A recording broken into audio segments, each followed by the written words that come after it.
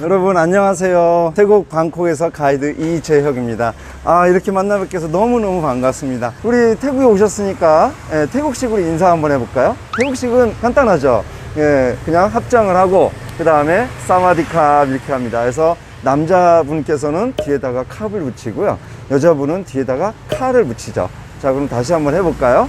자, 두 손 합장하시고, 자, 저는 남자니까 사마디캅 이렇게 됩니다.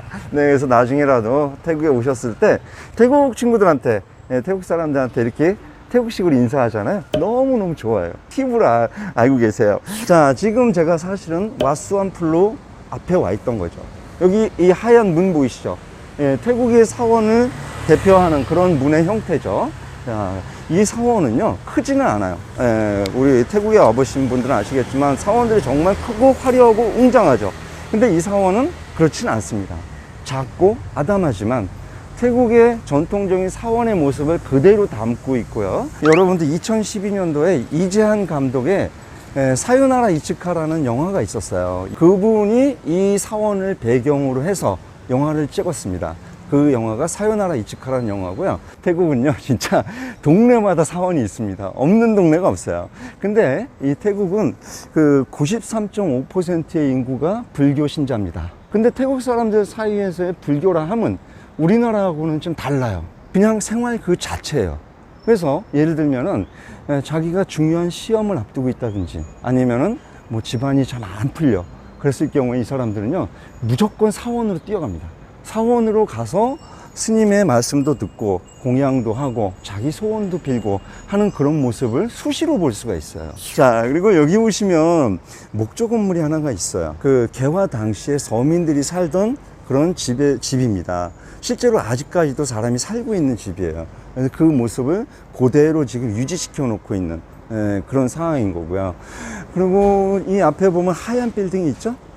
스테이트 타워입니다. 그 위에 르부아 호텔, 그 위에 저 위에 가면요, 거기에 시로코라는 스카이 라운지가 있습니다.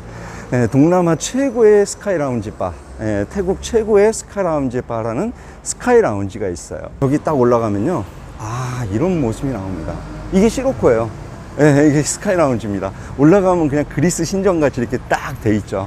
그리고 이 위에서 보면은 이런 야경이 나옵니다. 홍콩의 야경도 굉장히 멋있다고 하지만 방콕의 야경도 그에 못지 않아요. 상당히 예쁩니다. 짜오프라의 강이 딱 보이고 저런 모습을 보실 수가 있어요. 양옆에 지금 가게들이 막 이제 문 닫혀지는 가게들도 있고 이렇게 문 열려지는 가게들도 있죠. 자, 이쪽 일대가 전부 다 예전에는 무역 상인들이 다 주둔해 있던 그런 무역 중심지였지만 지금은 이제 개방이 다 되고 나서는 이쪽 지역이 뭘로 바뀌었느냐? 보석시장으로 바뀌었습니다. 지금 문 닫혀 있는 가게들이 전부 다 보석 가게예요. 태국이 전 세계 보석시장의 2위라고 합니다. 루비, 사파이어, 에메랄드 엄청나게 나온다고 합니다. 이 서쪽에서 많이 나온다고 하고요. 그리고 진주 같은 경우에는 타이만에서 또 굉장히 많이 나온다고 하죠. 그리고 여러분들 그런 얘기가 있더라고요. 한국에서 파는 진주가 전부 다 80% 이상이다, 태국산이다. 그만큼 유명하고 많이 나온다 라는 그런 얘기가 있어요. 자, 지금 보시는 왼쪽에 무슨 고딕스러운 건물이 하나가 있죠. 자, 이거는 뭐냐면요, 우리 역사 시간에 배우셨을 텐데 기억이 나시는가 모르겠어요. 이거는 동아시아 건물입니다. 이 동아시아라는 회사가 굉장히 큰 회사로 발전이 됐었죠. 유럽에서부터 동남아시아까지 물건과 사람을 실어 나르던 해상 운송 전문 회사였었습니다. 그 이 회사가 얼마나 나중에 커졌는지 유럽에서 남미까지 진출을 했었다고 하죠. 그 회사가 지금 건물이 바로 이건데, 그 현재는 항공이 발달되다 보니까 회사가 없어진 걸로 제가 알고 있어요. 그 건물이 아직도 남아 있습니다. 하지만 지금 보시다시피 아무 용도 없이 그냥 쓰여져 있죠. 이게 약간 고딕스럽고 어떤 역사적인 내용이 있기 때문에 태국 정부에서 이 건물을 새로 지금 리모델링 작업 진행 예정이라고 합니다. 그래서 외형은 그대로 놔두고 안에만 쇼핑몰하고 백화점으로 바꿀 예정이라고 합니다. 조만간 이제 그 리모델링 공사가 들어간다고 해요. 유럽풍 건물이 많죠. 이쪽 지역이 그래요. 왜 그러냐면 다른 지역하고 다르게 이쪽 지역이 무역 중심지였다 보니 그때 당시에 외국 영사들, 무역상인들 엄청나게 많이들 와서 이쪽 지역에 활동을 하다 보니까 성당도 많이 있고 저런 고딕스러운 클래식한 그런 건물들도 많이 있는 거죠.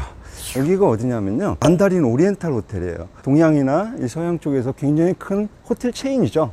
네, 싱가포르에도 있고 그 다음에 홍콩에도 있고 여러 군데 있습니다. 태국에 있는 오리엔탈 호텔은 태국에서 가장 오래된 호텔입니다. 약 146년 정도가 됐는데, 근데 건물이 신식 건물이죠.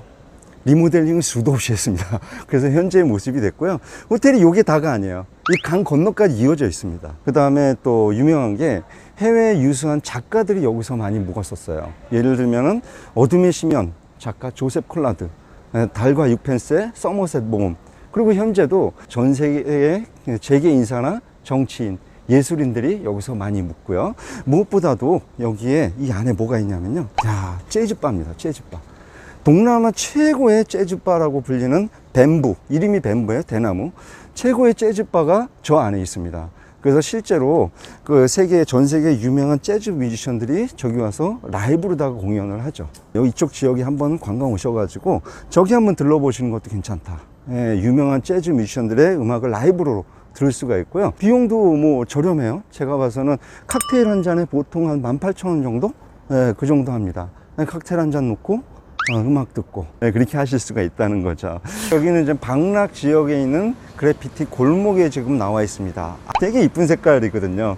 그래서 그 태국에도 이런 그래피티들이 굉장히 많은데 이 태국의 그래피티 작가들이 전 세계에서도 손꼽는 작가들이 있다고 그러네요. 예를 들면은 알렉스 페이스, T7, 라킷, 이런 사람들이 전 세계에서도 손꼽는 그런 태국 작가라고 합니다. 그 중에서 알렉스 페이스는요, 그 그림을 한번 보시면 저 그림 어디서 많이 봤는데 라는 생각을 하시게 될 거예요. 네, 이 그림이 바로 알렉스 페이스의 작품입니다. 그래서 이 알렉스 페이스라는 사람은요, 자기 딸을 마르디라는 이름을 붙여서 저렇게 캐릭터화해서 그리는 걸로, 눈이 세 개 있는 그런 캐릭터를 그리는 걸로 굉장히 유명한 사람이죠. 어디선가 아마 보셨을 거예요. 자, 이제 마지막 코스를 향해서 올라가고 있습니다. 자, 드디어 짜오프라야 강 전망대에 왔습니다. 낮은 전망대지만 그래도 짜오프라야 강 전경을 볼 수 있기에 여기 올라왔습니다. 시원하네요. 저 위쪽으로 올라가면 한 10분 정도 올라가면 이제 왕궁 지역이 나오는 거예요. 상류 지역이죠. 저 아래쪽으로 내려가면은 아시아티크 야시장, 강 하류가 나오는 거죠. 타이만 쪽이 나옵니다. 밤이 돼서 안 보이는데 낮에 보면요, 이 물이 까매요. 물이 더럽다라고 생각하시는데 희한하게도 물 냄새가 잘 안 나요. 예, 이게 왜 물이 이렇게 까만색이 돼버렸냐면 바닥이 뻘이기 때문에 그래요. 그래서 까만색이 나오는 그런 모습입니다. 자, 그래서 여기까지 제가 좀 안내를 해드렸고요. 자, 태국식 인사 한 번만 이제 마지막으로 한 번 더 하고 이제 인사드려야 되겠네요. 자, 두 손을 합장하고 여러분 만나 뵙게 돼 너무 고마웠고요. 이 태국에서 저는 조용히 기다리고 있겠습니다. 꼭 다시 뵙도록 하겠습니다. 자, 사와디캅. 여러분들 안녕. Started out like a bomb in the middle of my heart.